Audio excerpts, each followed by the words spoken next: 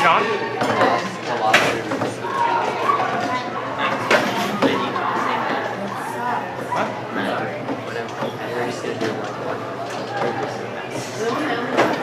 Whenever he does the lab virtual thing, he got the same magic. What do I get out of it? Fun. I'll take $1 for each time it's done. No. That's too bad. Everything adjusts it. Nick. Why are you doing Nick?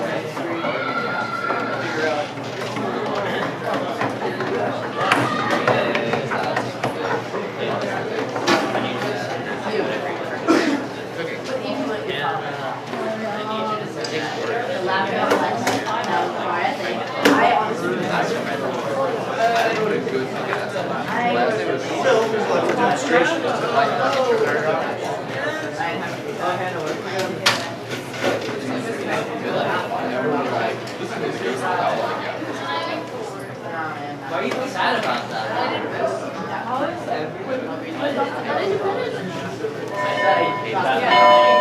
All right, take your seats. Take your seats.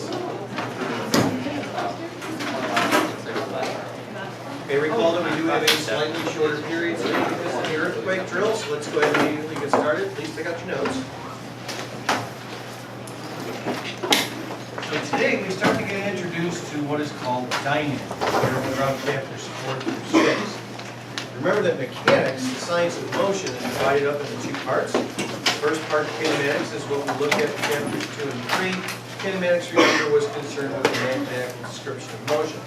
As we went through those two chapters, however, never once did I talk about what was the cause of the motion that we looked at, for example, in those two individual chapters. Now we start to get to that. What dynamics is concerned with is understanding the causes of motion.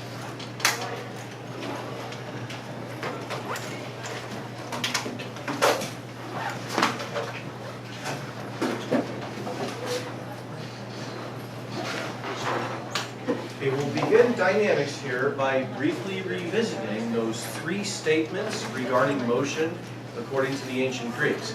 Remember the first statement, according to the ancient Greeks, we have the geocentric universe. Here is the center of the universe, everything moves around us, etc., etc. This was ultimately shown to be incorrect, remember, essentially with two discoveries. Number one, the discovery of Kepler's laws of planetary motion, and then secondly, Galileo's telescopic observations, which then back up the idea. Okay, and then secondly now, with regards to motion near the Earth's surface, once again, according to the ancient Greeks, heavier objects fall faster than lighter objects. This was shown to be experimentally incorrect by Galileo in the 17th century. It then led to our understanding of projectile kinematics. That was basically chapter 3. But now also with regards to motion near the Earth's surface, according to the ancient Greeks, all moving objects eventually come to rest. So once again,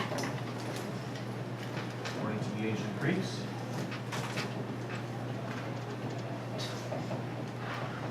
all moving objects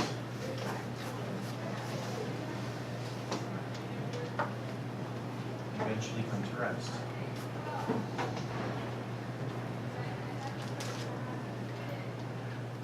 It was thought by the Greeks that there was something special about an object being at rest. They referred to it as an object's natural state. The object always wants to return to its natural state. That's how the Greeks thought of it.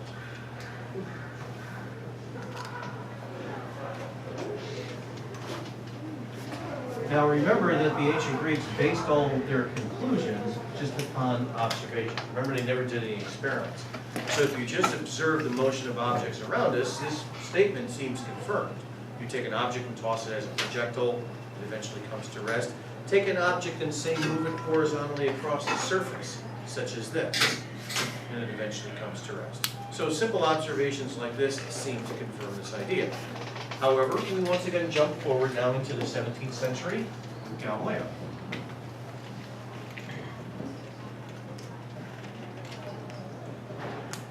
Galileo makes a realization that everybody here in this room now today takes for granted.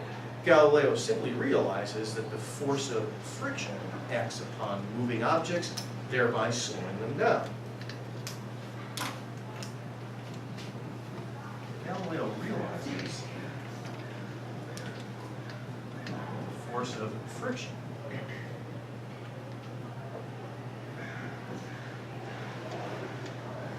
acts upon moving objects. So it's similar to the force of air resistance, which acts upon falling objects as an object falls through the air. Now, before I go any further, notice that I said the F word. No, that word, not that word. This one here, the word force. So exactly what is meant by force before we go any further. Okay, well, the word force, first of all, simply refers to a push or a pull that's exerted upon an object due to something else, due to an external agent, as we said. So force is just a push or a pull exerted upon an object due to an external agent.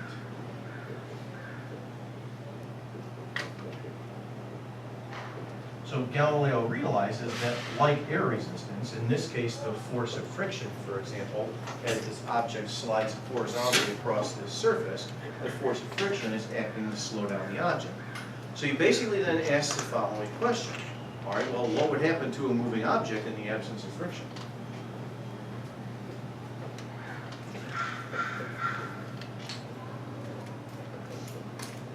What would happen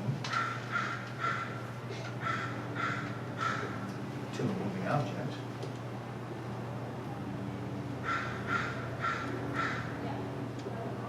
in the absence of friction?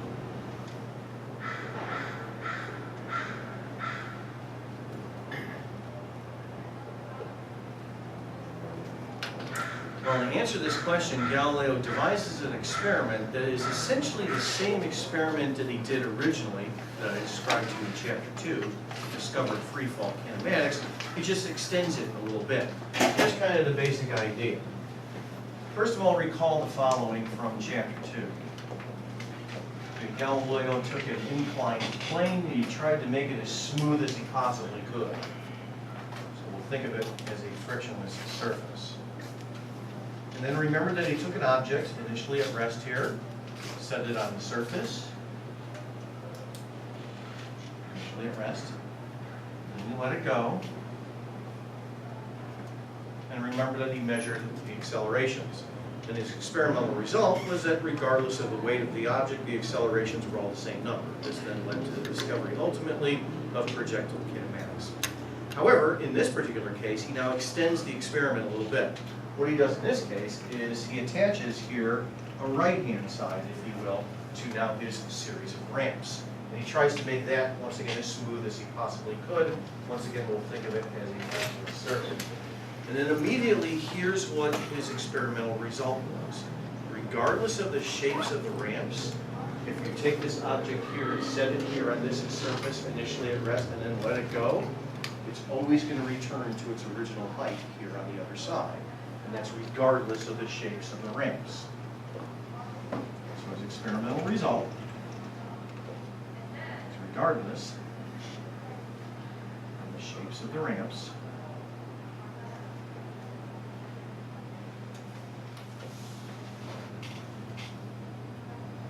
the object always returned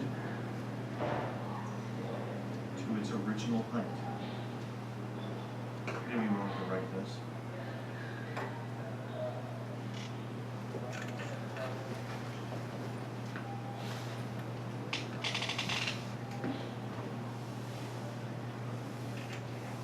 So for example, with the drawing that I have there thus far, if we let the object go from rest here at this point, then what the experimental result was, as Galileo found, is that the object would return to its original height here on the right-hand side of the diagram for an instant prior to moving back in the opposite direction. This was the result regardless of the shapes of the ramps themselves. So for example, say off here to the right-hand side, let's say that you have a steeper ramp, say like so. Okay, well the result is exactly the same. In this particular case, the object will travel perhaps a slightly lesser distance from here to here, as opposed to from here to here, but the result was the same. That is, regardless of the shapes and the ramps, the object always returned to its original height. Now, Galileo couldn't explain why the object would always want to seem to return to its original height. Our full understanding of that didn't come until much later on. But he did realize that the result of this simple experiment has an implication. Before I get to that implication, however, let me actually demonstrate the experiment for you. I'll demonstrate it not by using a series of frictionless ramps. Instead, I'll do something a little different. What I'll do in this particular case is I'll use this pendulum. What I'm going to do is draw this pendulum up like so until it is just touching my chin, like this. And then I'm going to let it go. And lo and behold, the object returns to its original height. Once again, Galileo couldn't explain why the object would always want to see to its return to its original height, but he did realize that that experimental result has an implication. Okay, I'll phrase it for us as a question. Think of it this way. What would happen if, say, on the right-hand side of my diagram, what would happen if the right-hand ramp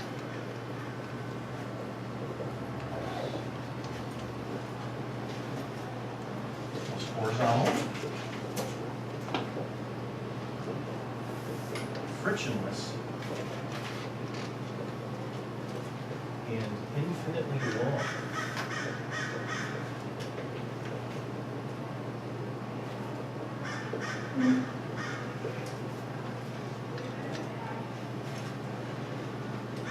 So think of it like this. Let's say that I reproduce that drawing, and in this case, the right-hand ramp, like so, looks like this. It's horizontal, frictionless, and infinitely long. And then we repeat the experiment. We start with the object here, like so, initially it rests. And then think of this dotted line right here as the object's original height. And remember the experimental result. Regardless of the shapes of the ramps, the object always wants to return to its original height. So then therefore, when the object reaches this portion here of the ramp on the right-hand side of my diagram, what would then happen to it if that portion of the ramp was horizontal, frictionless, and infinitely long? The object would travel at constant speed in a straight line forever, trying to return to its original height. The object move at constant speed in a straight line.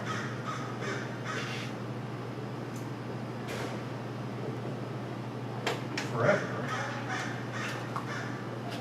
trying to return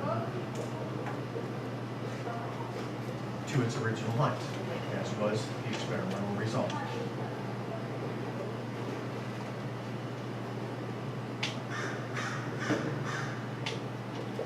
So in other words, is the object just eventually going to come to rest all by itself and try to reach its natural state as assumed by the Greeks?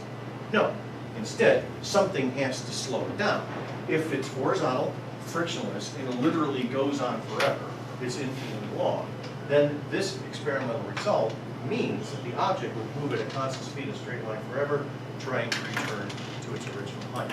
What Galileo has discovered here with the results of his experiment and its implication is recognized as a fundamental property of nature. It is a basic law of nature. As I write this down, it is important to realize that this is not a definition. This is recognized as a fundamental law of nature. This is just the way it is. What Galileo discovered here is given a couple of different names. It's referred to as the law of inertia. It's also sometimes referred to as Newton's first law.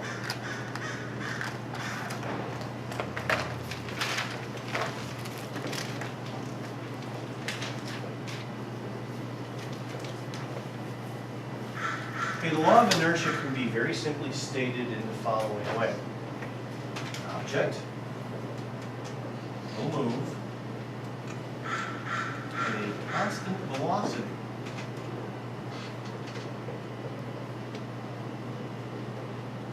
unless acted upon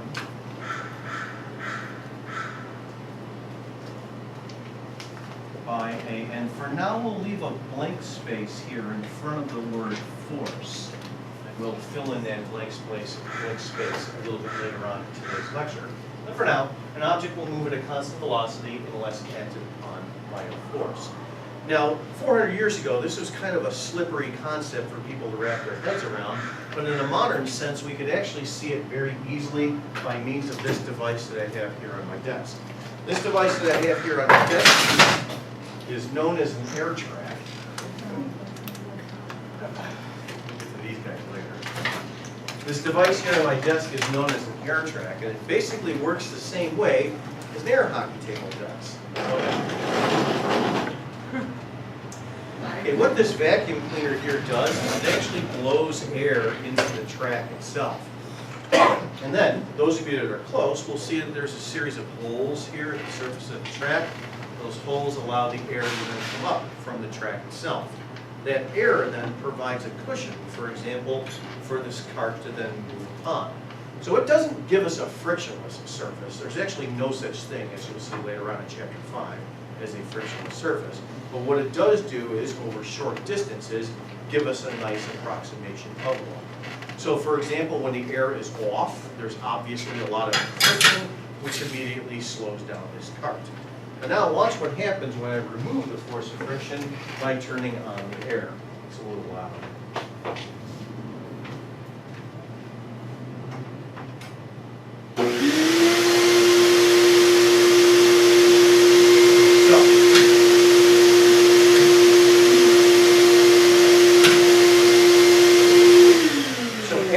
Let go of the object, assuming that the air track, for example, is horizontal, frictionless, and infinitely long, then the object will move at constant velocity, constant speed in a straight line forever until something slows it down, whether it be the force of friction or, in this case, the end of the track itself. So it is not natural for objects to just eventually come to rest all by themselves. Obviously, something has to cause them to come to rest. If you remove that something, if you remove friction, for example, then yes, the object will move at a constant velocity until it is acted upon by a force. Now, when you read this description here, think carefully about the following. Is there any physical difference between an object at rest and an object moving in a straight line at constant speed? Is there any physical difference between the two? Let me ask you this. Is an object at rest at a constant velocity? Yes. Yeah, it's at a constant velocity of 0. So then therefore there is no physical difference between the two. So in other words, there's nothing special about an object being at rest. There is no physical difference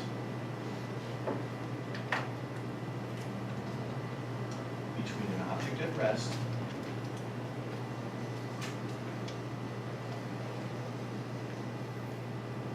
and an object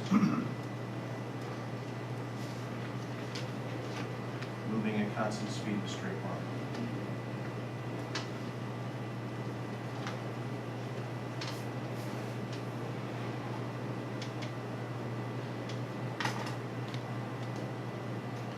Both are at a constant velocity.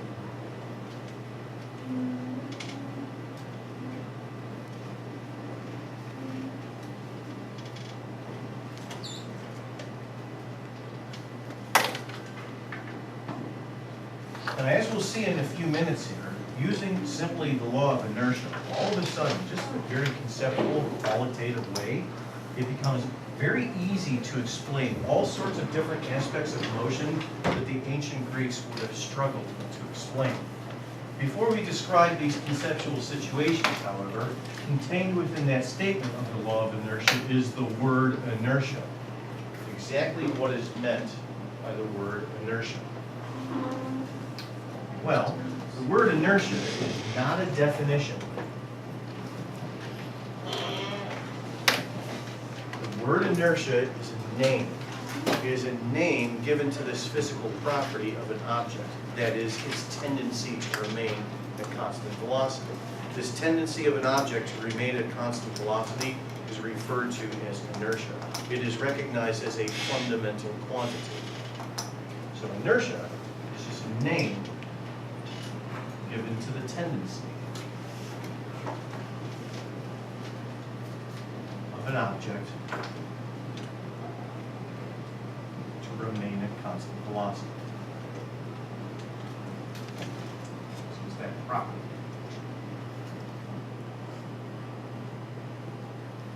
And now, as I said, with just the law of inertia, we can explain conceptually all sorts of different aspects of motion very easily. For example, consider the following. You're all familiar with this. Let's say that you're in a car. The car's moving at a constant speed in a straight line down the freeway. So you're at a constant velocity. And then the driver applies the brakes to the car. What that then means is that there is a force exerted upon the car, causing the car to slow down. However, what happens to you inside the car? You keep going forwards. The reason why you keep going forwards is because you have inertia. You have a tendency to remain at constant velocity. And you will do so until something slows you down. So in other words, the force that's exerted upon the car slowing it down, that force is not exerted upon you. So then therefore, you keep moving at a constant speed in a straight line because you have inertia until something slows you down. That's going to be the friction with your seat belt, or if you're not wearing your seat belt, perhaps the dashboard, the windshield, or the asphalt 50 feet in front of that car. So make sure that you wear your seat belt. It's there for a reason. It's there because of the law of inertia. Okay, similarly, let's say that you're in the car, and this time it's initially at rest. So you're at a constant velocity of 0. And then the car begins to accelerate forwards. So ultimately there's a force that's exerted upon the car that causes this. Now what happens to you inside the car when that happens? No, you do not get pushed back.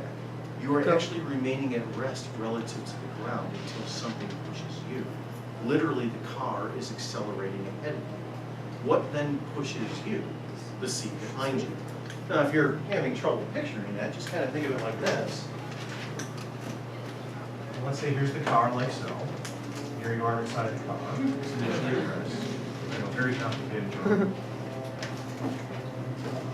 Like so. And then let's say that now, yes, a moment later, the car starts to accelerate to the right-hand side. So then the car accelerates like so.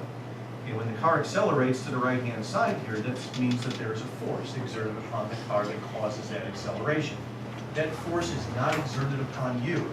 So because you have inertia, a tendency to remain at a constant velocity of 0 in this case, you will then therefore, relative to the ground, remain at rest until something pushes you. That's obviously going to be from the seat behind you. Now, from your point of view inside the car, it feels as if you were pushed backwards, but that's not quite what's happening. What's literally happening is that the car is accelerating ahead of you. If you're still having trouble wrapping your head around that, I could actually demonstrate it for you very easily using this little device right here. This right here is a primitive example of what's called an accelerometer. Accelerometers detect accelerations. You, by the way, in your smartphone have a very complicated electronic three-dimensional version of an accelerometer. This right here is very simple and it's one-dimensional. In this particular case, you know that the accelerometer is accelerating when the liquid that's inside is something other than horizontal. So for example, let's say that we begin, like in our second situation here with the car, initially at rest. And then what I'm going to do in just a moment is push the accelerometer in this direction. When I do, I exert a force on the case of the accelerometer to my right-hand side. Do I exert that force on the liquid, however? No. No, so the liquid will remain at rest relative to the ground until something pushes it, like so. And that's going to come from the back of the case right here. So I know that the accelerometer is accelerating when I do this because the liquid was something other than horizontal. Okay, similarly in that first situation that I described, let's say that myself and the accelerometer are moving in this direction at constant speed in a straight line. And then what I'm going to do is I'm going to slow down suddenly. Watch what happens when I do that. Like so. I exerted a force on the case causing it to slow down, but did I exert that force on the liquid? No. So because the liquid has inertia, a tendency to remain in motion in this direction, it will keep doing so until something slows it down, and that's obviously the front end here of the case. So we know that the accelerometer is accelerating when you see the liquid inside as something other than being horizontal. Okay, next. Also still in the context of a car, because it's easy to picture. Let's say in this particular case, that you're, yes, initially traveling in the car, in a constant speed in a straight line. And now let's say that the car very quickly executes a right-hand turn. What happens to you inside the car? You go left. No, you are actually not moving to the left-hand side. What's actually happening is that the car is turning around you. Here's how you want to think of it. So let's say it right here is kind of like a top view of the car. so, and here you are inside the car like this. And now let's say that the car executes a right-hand turn. Like so. So while the car is turning, say like so, there is a force that's exerted upon the car that causes the car to turn. Is that force exerted upon you? No. So then therefore, because you have inertia, you will continue to move in a straight line at a constant speed like so until something turns you. That's going to be your seatbelt, friction with the seat you're sitting on and behind you, etc. From your point of view inside the car, it feels as if you got pushed to the left-hand side, but that's actually not what's really happening. What's really happening is that there is a force exerted on the car causing it to turn while you remain at constant speed in a straight line like so until something turns you. Okay, here's another version of this problem. This particular problem here that I described with the car is occurring horizontally. I'm going to essentially do the same thing, but I'll do so vertically by means of this coffee can. Okay, this coffee can right now, by the way, is completely empty.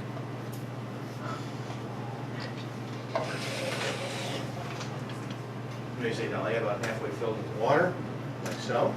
And now, even at a relatively slow speed, even with the complication of gravity, I can actually keep the water safely inside the can, like so.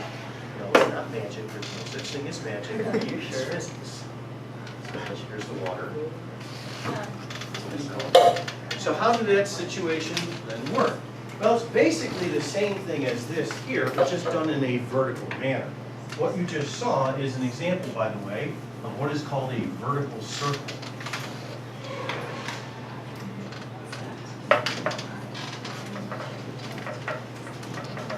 So right here we'll say is that circle, like so. Here's my coffee can with the string, blah, blah, blah. And there's the water inside. Let's say the can is moving clockwise here on my diagram. At this particular moment, the water is moving in this direction. Because the water has inertia, it tends to keep moving in that direction. However, by means of the string, I exert a force on the coffee can that causes the coffee can to turn. Do I exert that force on the water, though? No. So then, therefore, the combination of the force that I exert on the can causing it to turn, and the water's inertia, here represented by this green vector, yes, it is a vector. The water's inertia in this direction safely keeps the water inside the can, even at a relatively slow speed. Yes, if I slow down enough, then yeah, eventually the water would fall out of the can. How that happens mathematically, we'll actually see in a specific problem when we eventually get to chapter 5. But the reason why the water stays in the can safely is essentially the combination of two things. Number one, the water's inertia, its tendency to remain in motion like so. And number two, the fact that I exert the force on the can, causing the can to turn. You can, by the way, experience this for yourselves very safely through an upside-down loop on a roller coaster.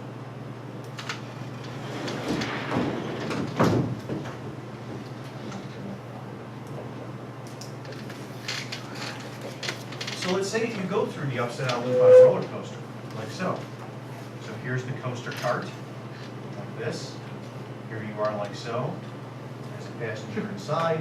And let's say at this specific moment, you're moving in this direction.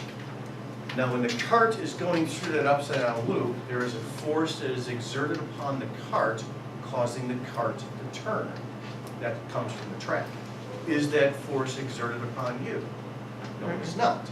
So then, therefore, because you have inertia, a tendency to remain in motion like this. Number two, because there's a force exerted upon the cart, causing the cart to turn, this then keeps you safely in your seat, even at a relatively slow speed. In fact, modern roller coasters are engineered such that you actually don't even need restraints to safely make it through the upside-down loops. And by the way, that's exactly how I prefer to ride the roller coasters. Before the train even leaves the station, I take the restraints off, and I prefer to go through the upside-down loops like so, without the need of any restraints whatsoever. Did he say anything to you? Do they say anything? Yeah, did he catch you? I do like so. No, they don't even notice I'm an expert. What about the Hilarious. bars? I don't like X2. Yeah, what about when you're just going flat? You know? How many of you have ridden the roller coaster Goliath at Magic Mountain? Ooh, love them. That is a very well-engineered, very well-designed ride. There is a portion of the ride where you go over a short, sharp hill, like so. Those of you that have ridden the ride, what happens to you briefly when that happens? You go. Yeah, you kind of feel yourself rise out of your seat a little bit and then come back down. The reason why is because for a few tenths of a second, you're actually a projectile. Follow me this afternoon. Wait, do you ride that one without it? Oh, absolutely. So right here, You were falling out? yes, I take the restraints off before the train leaves the station. Okay, now, right here you are sitting inside the cart, let's say the moment before you crest the hill. So therefore, at this moment, you're moving in this direction. Now, when the cart goes over a hill, there is a force exerted upon the cart that causes it to turn over the hill. By the way, roller coaster trains are not just resting on the tracks like a normal train does. Next time you ride a roller coaster, take a look at where the wheels are in relation to the track below. You'll actually see that the wheels are like a set of 3 wheels that are kind of wrapped around the track like this. So in other words, the coaster train is always being held to the track in this manner. It's never just resting on the track itself. So then therefore, when the coaster goes over the hill, there's a force exerted upon the coaster train itself that causes the cart to turn over the hill. Is that force exerted on you? No, it is not. So then therefore, if the cart goes over the hill fast enough and you weren't wearing any restraints, then the following would happen to you. You would become a projectile, which is obviously what you don't want to have happen to you while you're on a roller coaster. Okay. Next. So they have to slow it down enough So in the case of Goliath, as I said, it's a very well-designed, very well-engineered ride. The specific shape of that hill on that portion of the ride and the speed that you have at the moment when you crest the hill is engineered on purpose, such that for just a few tenths of a second, you feel yourself barely start to rise out of your seat and come back down. So the ride geometry and the speed of the coaster at that moment is specific such that you experience that briefly. Okay? Okay, next.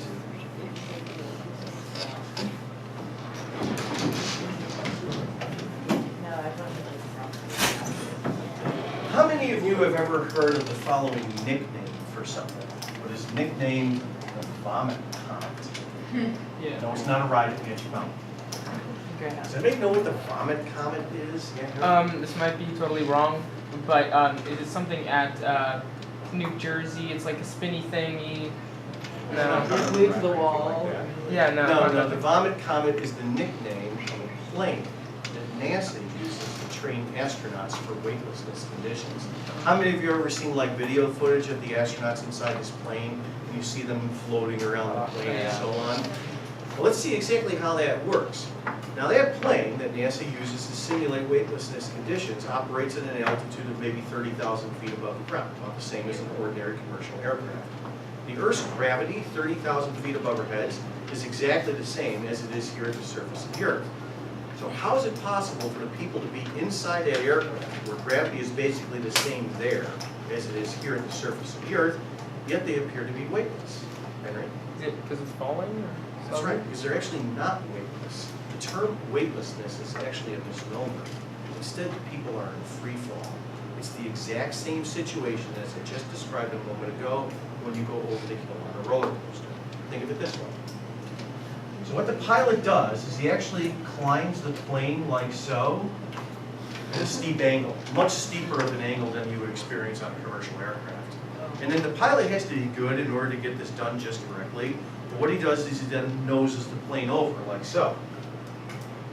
And when he noses the plane over on the downslope over here, the trajectory is actually a parabola. So in other words, the plane and everybody inside are actually in free fall, accelerating downwards at 9.8 meters per second squared. So right here is the plane like so on the downslope, where the people inside the plane like so, and the plane itself are accelerating just downwards at g. So in other words, when you crest the hill here, when you nose the plane over, everybody inside the plane becomes a projectile, like so. Now, of course, this can't last for very long, because eventually the plane would slam into the ground. So after about 20 seconds or so, what the pilot does is he noses the plane back up like that. And then therefore, when he does nose the plane back up, what happens to everybody inside the plane? and then boom, you all fall down to the ground once again. So when you see this in, say, video footage or something like that, you're like saying to yourself, oh, they're weightless. Weightlessness is actually a misnomer. Instead, the objects are in free fall. There is a roller coaster, by the way, at Magic Mountain that gives you about 6 seconds of free fall. And on roller coasters, that's a lot. Does anybody know what ride I'm referring to? Yeah, the ride Superman at Magic Mountain. You get about 6 seconds of free fall on Superman. Now, how does Superman work?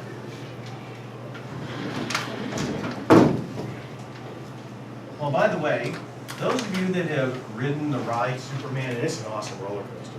Those of you that have ridden it, by the way, have you ever tried the following little experiment for yourself? Take an object with you, and then at just the right moment, let go of the object, and what does it appear to do? It appears to hover above your hand. Now, is it really floating or hovering above your hand? No, of course not. You and the object itself are both accelerating downwards at 9.8 meters per second squared. You're both in free fall. Now, how does that work? Well, first of all, the ride itself, by the way, if you're not familiar with it, just kind of looks like this. It's a track that is shaped in this manner. And then you start here at rest at the station. And then by means of something called an electromagnetic railgun, the cart is accelerated outwards from the station, reaching a top speed of about 100 miles per hour. And then you go up about 40 stories, come to rest for an instant, come all the way back down, and then the same electromagnetic railgun actually slows you down such that you end up safely here at rest at the station when the ride has been completed. The entire ride takes only about 20 seconds. However, when you're on this vertical portion of the track right here, you get about 5 or 6 seconds of free fall. And for a roller coaster, that's unheard of. Basically, the following happens. Try this little experiment for yourself the next time that you actually ride the ride. Take a small object with you, like a tennis ball or something like that. And then at just the right moment, let go of it. The right moment, by the way, is usually just before you reach the very top, because then the following happens. Watch carefully. So, relative to my hand, it looked like the marker was just hovering above my hand. But of course, that's not what was happening. What was happening is that the marker and my hand were both accelerating downward at 9.8 meters per second squared. So that's what's occurring in that situation. Okay, drop rides like this do the same thing, like Drop Doom as well, which is right next to Superman. It's on the same track. Drop rides basically do the same thing as well. Kind of like drop rides. Okay, next. Next, we get to a very important conceptual example, understanding how an orbit works.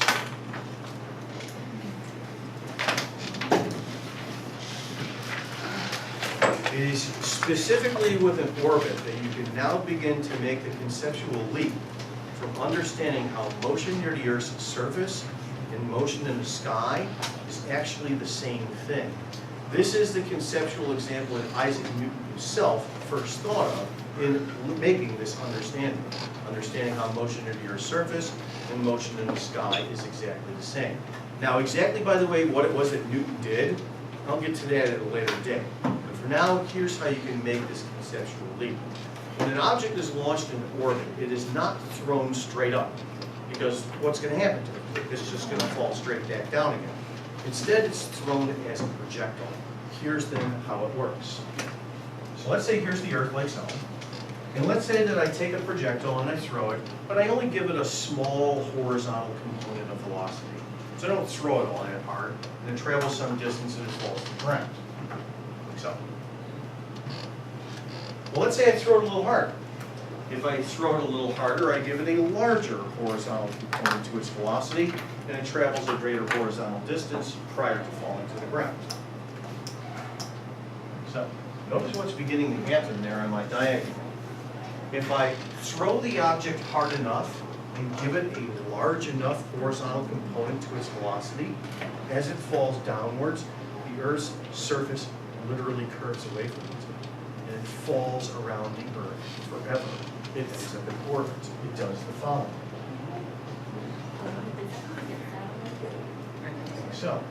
So an artificial satellite, as it orbits the Earth, is actually in free fall.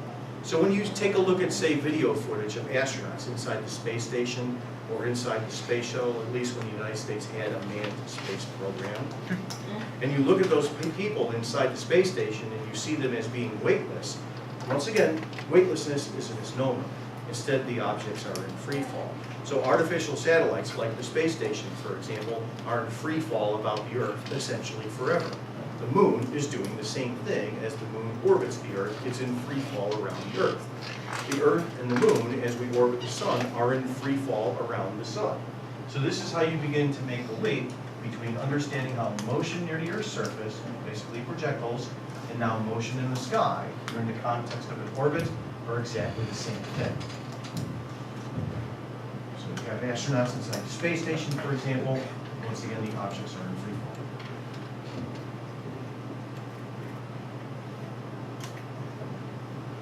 So, by the way, do you guys ever see the film Apollo 13 from a few years back? Anybody remember Oh, that film? Yeah. Does anybody remember how they did the weightlessness scenes in that film? Well, they actually didn't send the actors up into orbit. Instead, what they actually did is they built a set inside the Vomit Comet, that plane that I told you about a few minutes ago. Because the way that they filmed those scenes then is that every time that they were on the downslope of the parabola, that's when they would film the weightlessness scenes of the actors themselves. They edit that film very carefully to make it look like the actors are in weightlessness conditions the whole time. They're actually not. They're only in weightlessness conditions for like 10, 15 seconds at a time before the camera cuts away to a different angle. So they edit the film together to make it look like it's just continuously weightlessness, but it's not. They're only in weightlessness conditions for blocks of about 10 or 15 seconds at a time. So if you're wondering how they did that, they built the set inside the Vomit Comet. Okay? Let's take a short break here before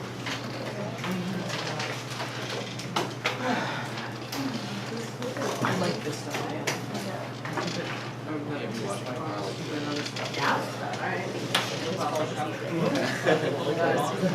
That's just a nickname they I'm so play. excited to People go. lose their lunch. Like, I've never been on a roller coaster. What? You want to bump the car for me? Actually, You haven't been to Six Flags yet? I'll let you drive it for a day. So are you gonna go? You can actually buy rides on that plane. It's like 10 I grand. love it. Yeah, I was $10,000. thinking to go on until I was like 13. One of my former students from the years We back. do it. We do a whip call. I wouldn't even go on the cinema with those 12. I like that one at California. Oh yeah, it was fun. It's pretty good. That was my first sleepover too. No, it is. The ones at Six Flags are cute, so. This makes me feel bad. In fact, it's hilarious. Like, they locked you in, man. Would your parents Like, be okay with that? they, I thought they, like, Yeah, it's a big. Griffin's not here, correct? I have a question. I think he's went. Sure, go ahead. Okay, so you know how there's roller coasters where they lock you in with those things, the bars that go over, and like Right. you sit down, Right. you don't wear those? No, absolutely not. I take it all off. What about the big There's giant? nowhere to sit, but they lock the harness. They like- Guys, I'm being facetious. Oh, who won the bet? Who won the bet? I did. That's right. Okay, I believe you. Put it this way, I'm really all of those gullible. trains are computer controlled, okay? They can't even leave the station until everything is physically locked, okay? So, put it this way, look at the people that are operating those trains. It's basically people that flunked out of high school, okay? What are they doing? They're pushing a button. That's it. That's all they gotta do, because it's all computer controlled.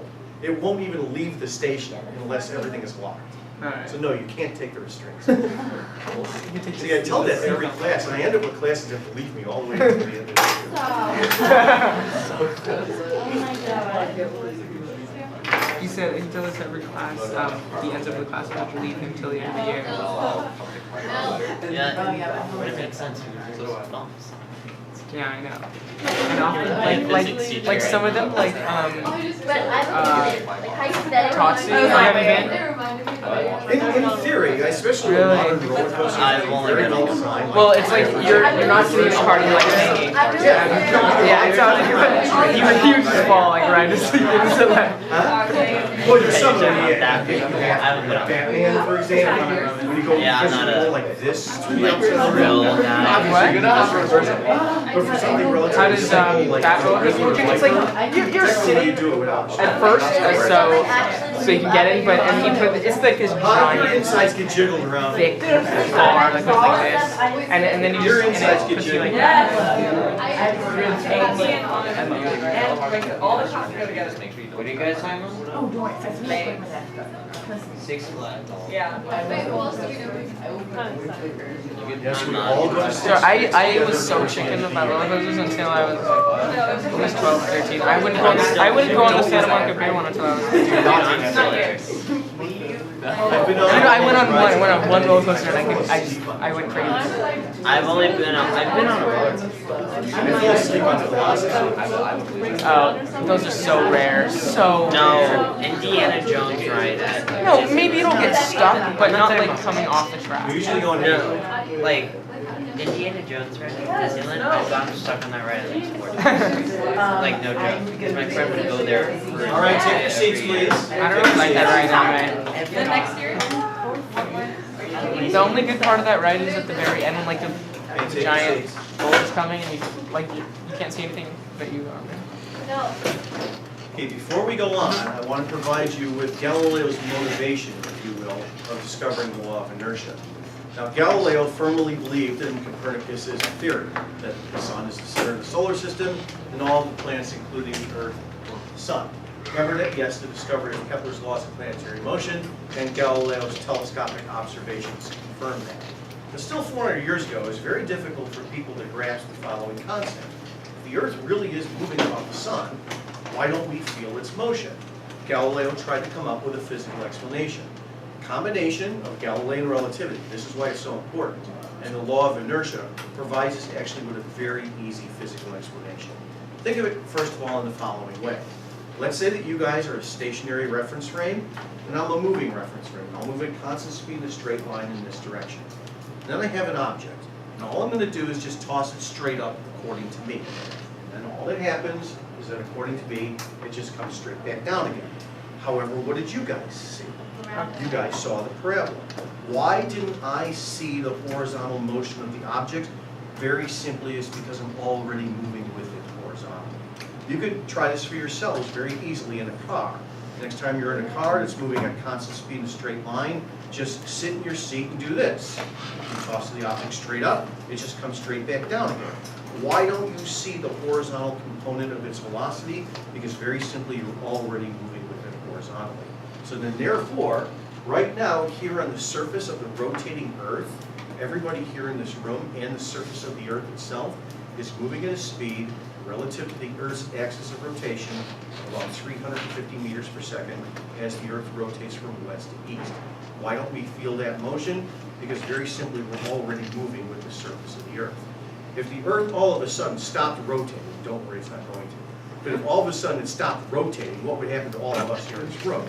We would keep moving to the east at 350 meters per second relative to the Earth's axis of rotation until something stopped us. Relative to the sun, the Earth and all of us with it are actually moving right now at a speed of about 30 kilometers per second. The reason why you don't feel this motion is because very simply you're already moving with the Earth. It's literally that easy as a physical explanation, but Galileo was the first person to make this realization. There is no such thing as absolute motion. There is no such thing as absolute rest. There is only relative motion. So for example, you and I right now are at rest relative to each other. We're in the same reference frame, for example. Relative to the Earth's axis of rotation, all of us right now are moving at a speed of about 350 meters per second. Relative to the sun, all of us right now with the Earth are moving at a speed of about 30 kilometers per second. The entire solar system, the sun and its family of planets, as the solar system orbits the center of the Milky Way galaxy, right now we're all moving at a speed of about 50 kilometers per second with respect to the galactic center. The entire Milky Way galaxy is actually moving towards our nearest big neighbor, that galaxy on the poster right there next to the clock. That's a picture of the Andromeda Galaxy. It's our nearest big neighbor. It's about 2.5 million light years away. Right now, the Milky Way and Andromeda are actually moving towards each other at a relative speed of about 75 kilometers per second. The reason why you don't feel any of this is because, for example, we're already moving with the Milky Way itself. So there's no such thing as absolute motion or absolute rest. there's only relative motion. This is why Galilean relativity is so important as a topic, and how it combines with the law of inertia to give us this physical explanation. Okay, next, I erased it, but here in my statement of the law of inertia, we still have that blank space before the word force. Here's how we start to go about filling in that blank space. I have to describe force. In order to do so, however, two terms, mass and weight. They are not the same thing. From this point forward, don't get them confused. Now, somewhere along the way, perhaps in some previous little kid science class, and by the way, every science class that you've had up until this point has been a little kid science class. In every little kid science class that you've had up until this point, somewhere along the way, somebody probably told you that mass is the amount of matter that an object contains. How many of you have heard this description of mass before? That's wrong. What mass is the measurement of inertia.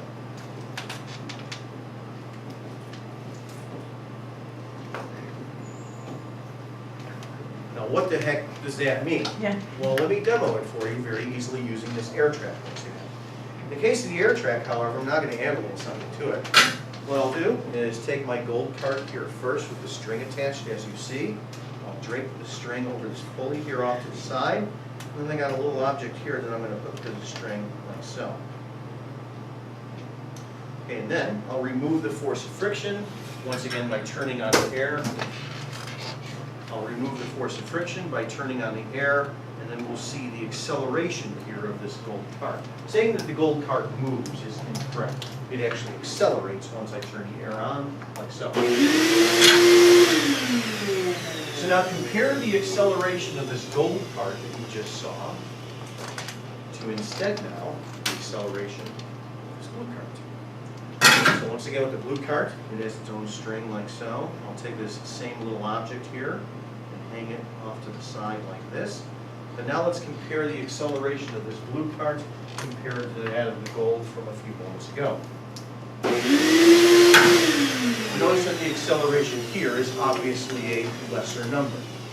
So then therefore, let me ask you this. Which of the two carts, gold or blue, had a greater tendency to remain at a constant velocity? In this case, of 0, because everything began at rest. So which of the two objects, gold or blue, had a greater tendency to remain at rest? Blue. The blue one did, obviously. In other words, the blue one was harder to accelerate. This means that the blue one is more massive than the gold one. In other words, it has a greater amount of inertia. The greater the mass of an object, the harder it is to accelerate. In other words, the greater its tendency to remain in constant velocity.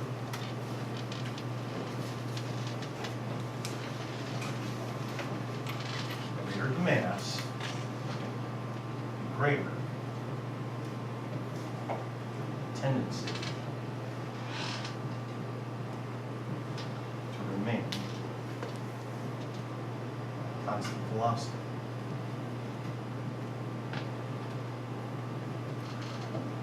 So nowhere in this description does it say anything at all about how many atoms make up these objects, protons, electrons, and all of that junk.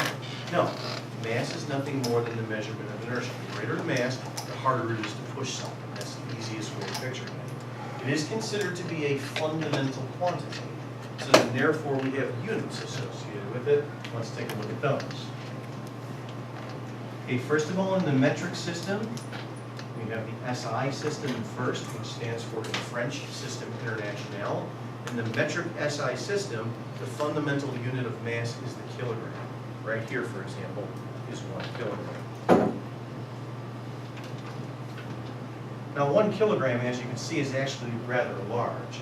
So within the metric system, we have a secondary system as well. This is referred to as the CGS system.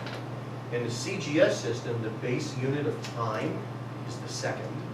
The base unit of distance is the centimeter. And the base unit of mass is the gram.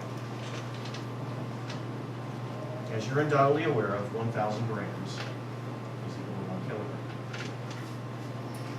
But then lastly, we of course have the English system as well.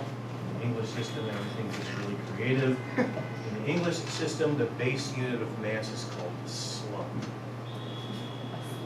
A slug. Now, what the heck is a slug? Well, how many of you have ever seen the World's Strongest Man competitions? They're on like ESPN2 at like 3 o'clock in the morning. You ever see those shows? They have all these Scandinavian guys, and they're all just roided up to the gills, by the way. And they're doing silly things like taking wine barrels and throwing them over the walls and stuff like that. And if you listen to the commentators every now and then, they'll say that this person is carrying 20 stones. Does that ring a bell with anybody? A couple of you may have seen that. The word stone is actually a synonym for a slug. They're actually referring to the base unit of mass in the English system. Now, mass is not the same thing as weight. So what is weight? Weight is the force of gravity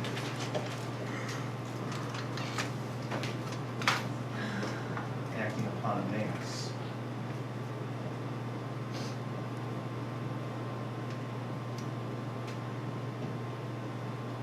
It is mathematical in its description. It's equal to the mass of the object, typically just called m, multiplied by g, the acceleration due to gravity. Now, weight is an example of force. So we once again have here a new quantity. Let's check its units. So first of all, in the metric SI system,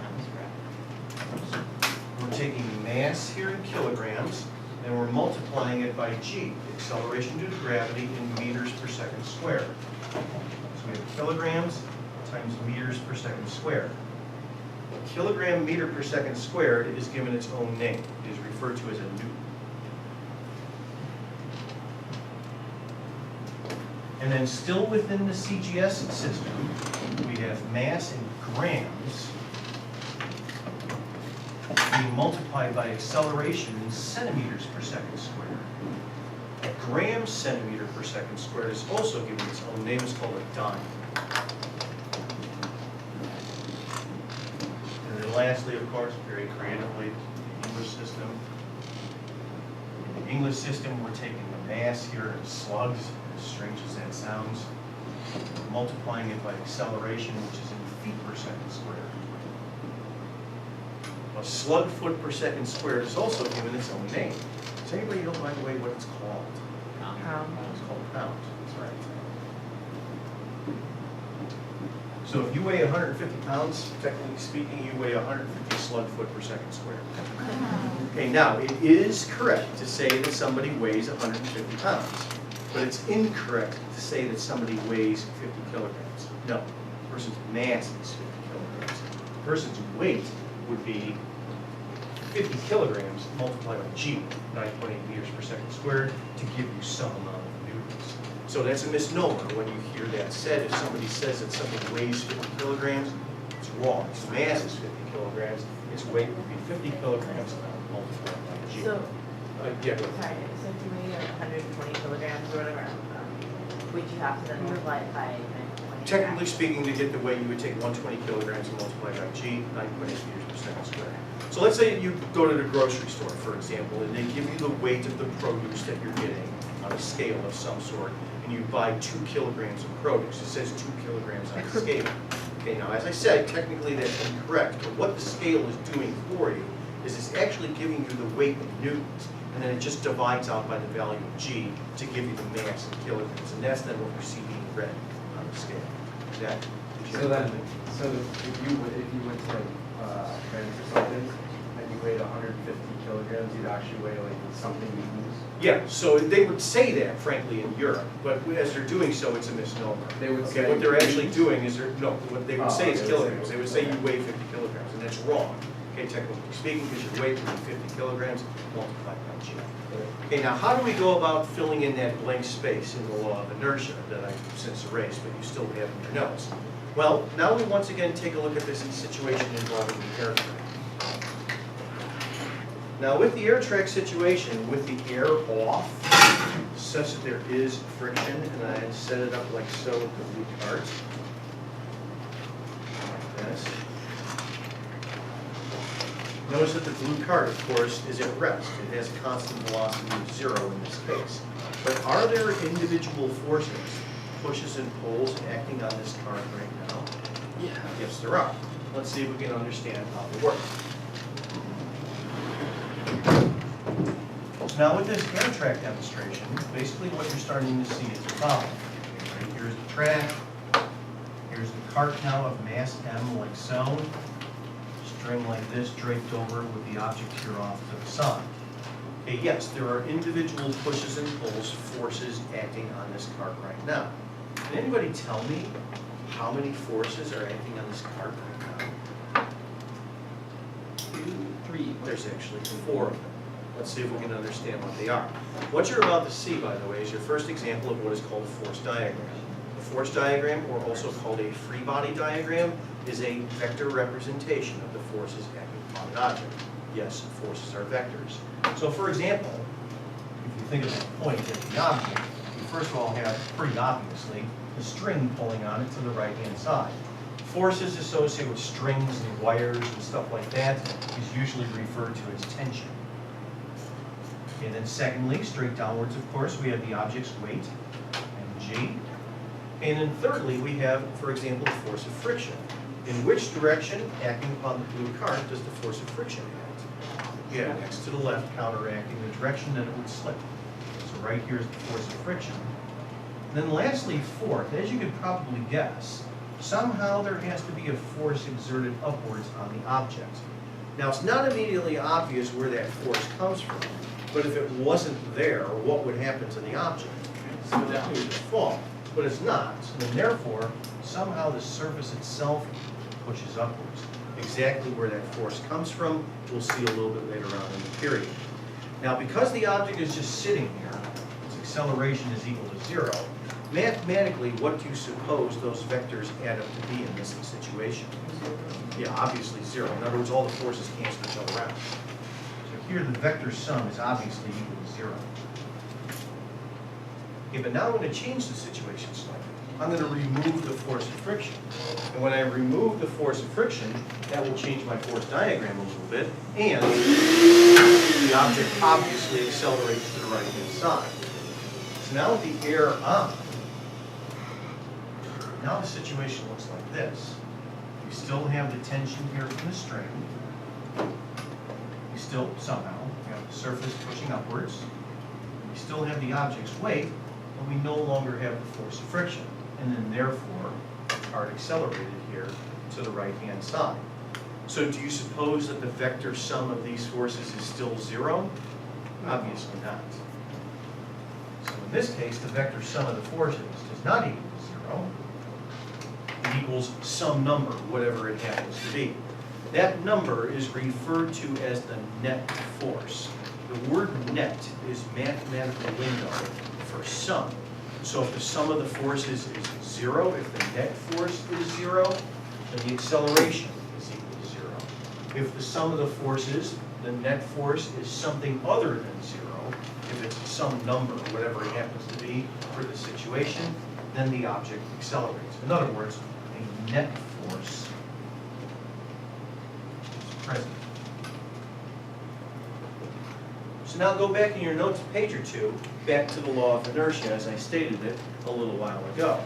An object will move at constant velocity unless acted upon by a blank force. What is the word that now obviously belongs in that space?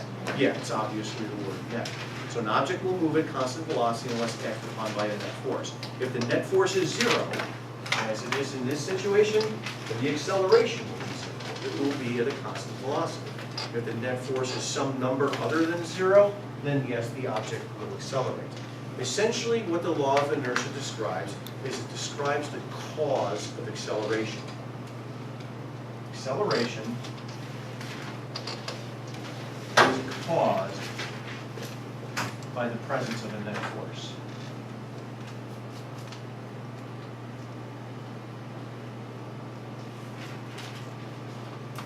This is basically as far as Galileo got. He's credited with discovering the law of inertia, but he actually went no further than this. This was essentially the explanation that he was seeking to describe how the Earth can be in motion, yet we don't feel its motion.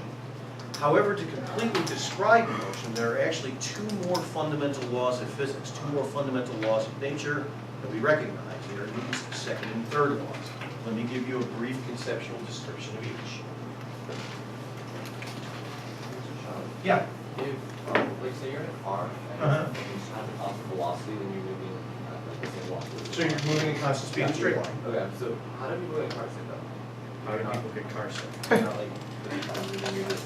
Well, think of it this way. As you move along the road, there are bumps and so forth in the road. Is it really at a constant velocity? No, there's minute accelerations. Those minute accelerations come from the jiggling of the car and so forth. The roadbed below may be rough. It may not be completely straight. It may have a curve to it, etc. So it's those accelerations that begin to disturb people's sense of balance. But if it truly was moving at a constant velocity, constant speed in a straight line, would you be able to tell that you were in motion, for example, if you had no windows to look out? Absolutely not. There's no physical difference between an object at rest and an object moving at a straight line at constant speed. Now, as I said, Newton's second and third laws working together now with the first law will give us, in fact, a complete description of motion, regardless of how simple the situation may be or how complicated the situation may be. Once again, Newton's first law basically describes the cause of acceleration. Acceleration is caused by the presence of a net force. Newton's second law is the mathematical part of motion. It describes how much acceleration.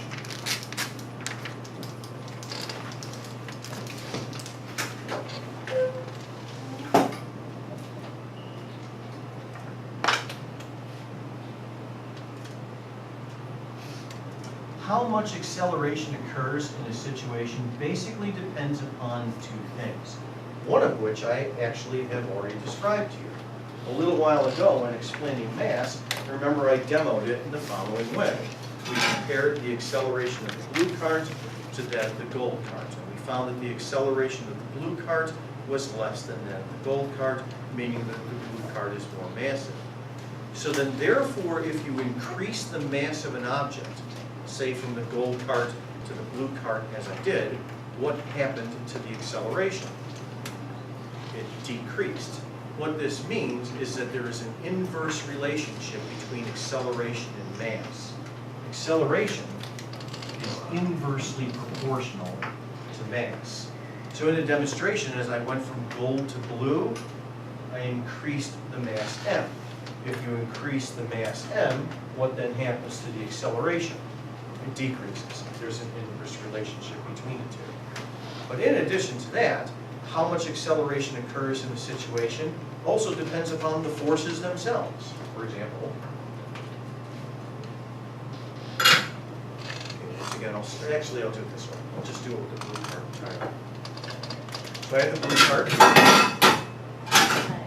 like so. And then once again, we'll see the acceleration here with this little guy off to the side. Then I'll change the parameters here in just a moment.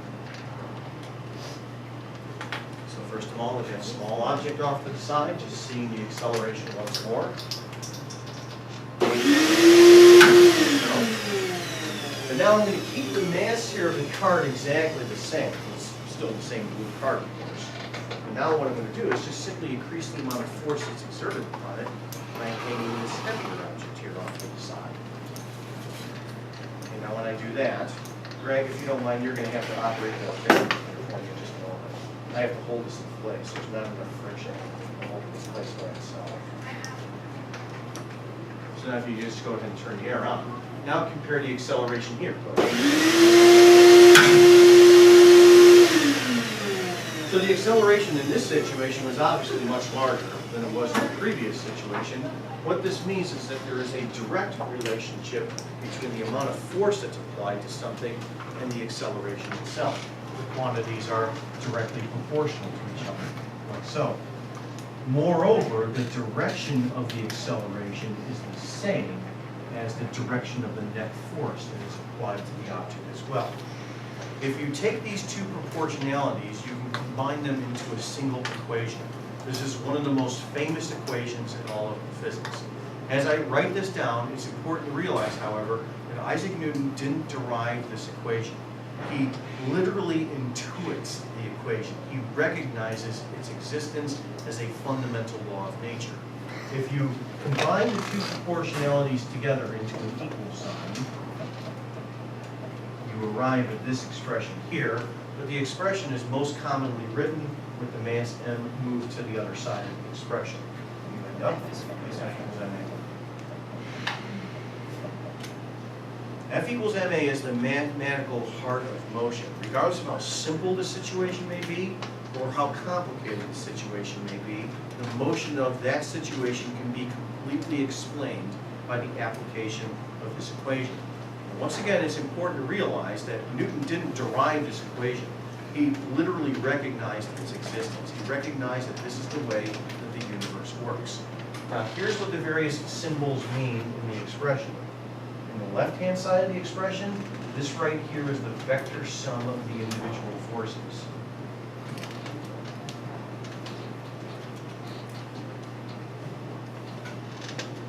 But then, the vector sum of the forces is equal to some number. That number, mass times acceleration, is referred to as the net force. So think about what I said a little while ago. If a net force is present, then there will be an acceleration. If the net force is not present, in other words, this quantity is equal to 0, then the acceleration is going to be equal to 0. But not only does the acceleration depend upon how the forces add up, it also, of course, depends upon the mass of the object m. The greater the mass, the less the acceleration, like so. So that's what the various symbols mean in this very deceptively simple looking equation. And then lastly, in terms of this brief description of the laws of motion, we have Newton's third law. As we'll see later on, all three of the laws actually work together to explain any situation involving motion. We break them up separately, however, in this manner, first, second, and third, because it makes it easy to picture. Okay, Newton's first law, once again, is that acceleration is caused by the presence of a net force. Newton's second law describes how much acceleration. Newton's third law describes how objects interact with each other within the universe.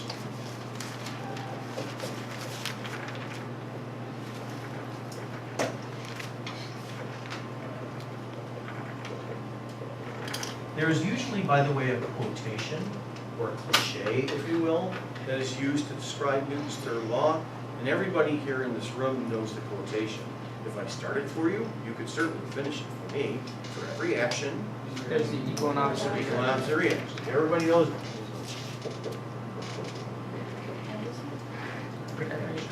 He's ready. Equal and opposite reaction. Now, the problem with quotations such as this, cliche, is that everybody knows the quotation, but of course, nobody knows what it means. So let's make sure we understand exactly what this says. So I'm going to demonstrate for you Newton's third law here. I'm going to demonstrate it for you two different ways. I'm going to first demonstrate it for you in a rather difficult manner, and then afterwards in a relatively simple way. So here's what I'm going to do in a difficult way first. This is about as high-tech as I can get. So I have here a string and a straw like so, with a string threaded through. And then I'm going to take some tape. As I said, this is high-tech. So I'm going to take a balloon.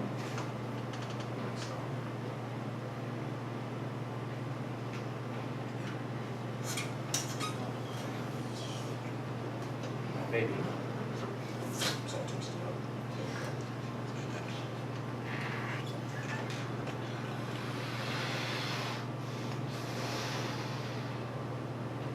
Like so, and then I'm going to tape the balloon to the straw.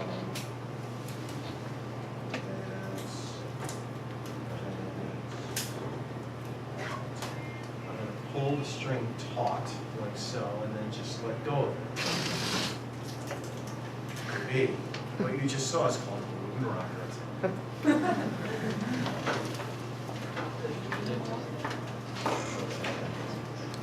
Okay, now explaining the balloon rocket, however, as you'll see, is not really that trivial.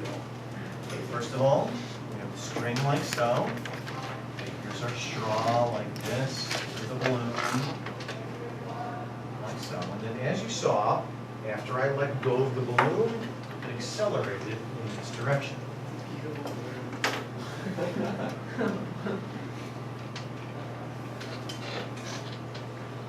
Okay, Now, according to Newton's second law above, if the balloon accelerated to the right-hand side, what must be present? A net force to the right-hand side. There's a net force on the balloon. The question, however, is this. What's actually pushing the balloon to the right-hand side? It wasn't me. All that I did was let go of the balloon. So the question is,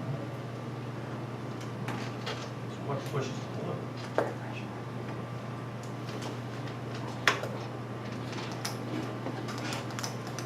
Well, to help us answer this question, there is one thing, by the way, about the balloon that's somewhat important.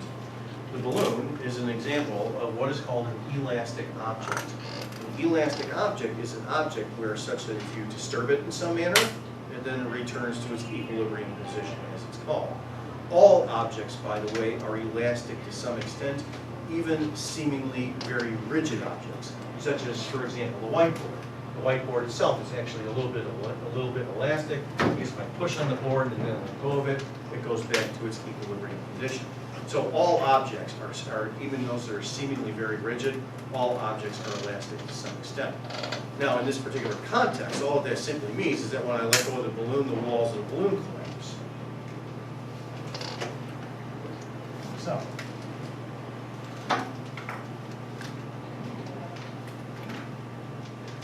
Sean, your question before I go on? What valuable metals? Not all materials are elastic to some extent. In some cases, you may not be able to see the elasticity, but if you go all the way down to the atomic level, yeah, they are still elastic to some extent. Okay, now in this context, when the walls of the balloon collapse, what do the collapsing walls of the balloon do to the air inside the balloon? It pushes it out the rear of the balloon. So the air gets pushed by the balloon.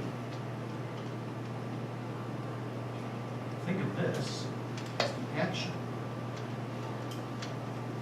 So if the action is that the balloon pushes the air, what's the reaction?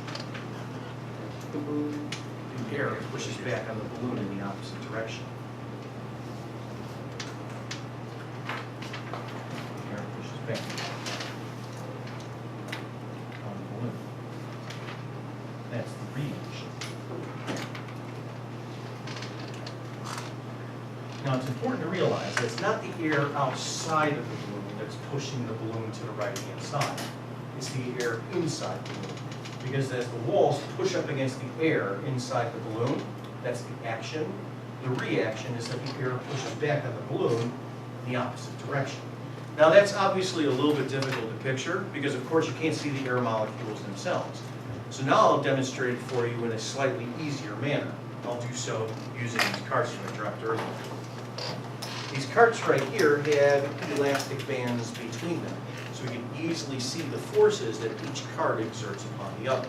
So for example, if I begin with the carts kind of crammed together like so, all I'm now going to do is then let go of them, and the following happens. Without friction. Like so. So while they're springing apart from each other, while they're still in contact, this cart here exerts a force on this cart in this direction. Think of that as the action. And then therefore the reaction is that this cart here exerts the exact same amount of force on this cart here in the opposite direction. That is then therefore the reaction. After the carts separate from each other, they are no longer exerting forces on each other. So then therefore, if we thought of the table as horizontal and frictionless, then the carts would just move off at constant velocities like so, in accordance with Newton's first law. Yeah. If we went back to hit that little mouse, Let's ignore that complication. Let's just look at the two carts themselves. So now, in the context here of for every action there's an equal and opposite reaction, use the law, picture this situation involving the carts in the following way. So let's say here's cart number 1, here's cart number 2, and while they're springing apart from each other, here's how you have to phrase it. You gotta be careful with your phrasing. There's a force on 2 due to 1 in this direction. Think of that as the action.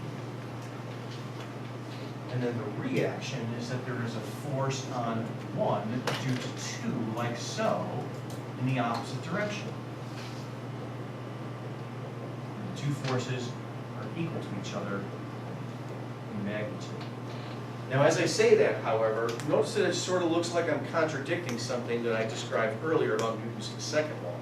When I was describing Newton's second law, for example, with this cart, like so, the tension from the string to the right-hand side is exactly being canceled out by the force of friction acting on the cart to the left-hand side, like so. So the forces here acting on this cart cancel out. Now these forces here are equal to each other and in opposite directions, so why don't they cancel out? So here, you've got the string pulling that way, friction pulling this way on the cart, they cancel out, and the cart remains at rest. Well, these guys are equal to each other in magnitude and in opposite directions, why don't they cancel each other out? Because they're acting on different objects. So for example, if this right here, for simplicity, was the only force acting on object number one, then from Newton's second law above, this force right here would be equal to the mass of number one multiplied by its acceleration.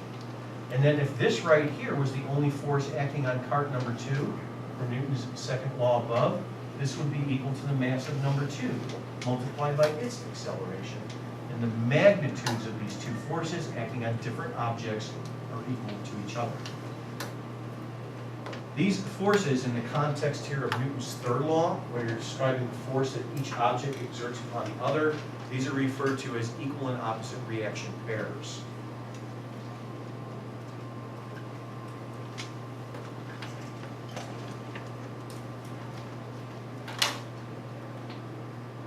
And now lastly, once again with just some simple conceptual examples, let's get a handle on how Newton's third law works in terms of how it explains very simple situations.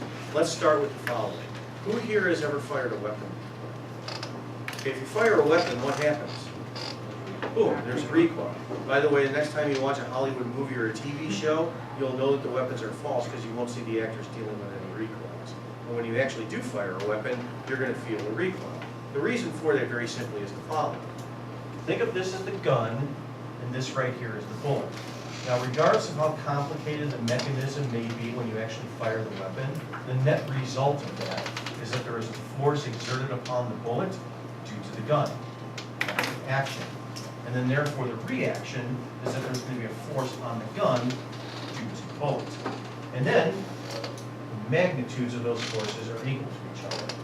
Now, when you fire a weapon, which usually has the greater acceleration, the gun or the bullet? The bullet does. And the reason for that is directly from this expression. Think of this as the gun, and this is the bullet, where the mass of the gun is larger than the mass of the bullet. So then therefore you have large number multiplied by small number for the gun equals then small number multiplied by large number for the bullet. But the MA product of each is the exact same number. What would happen, by the way, with the acceleration of the objects if the masses were the same?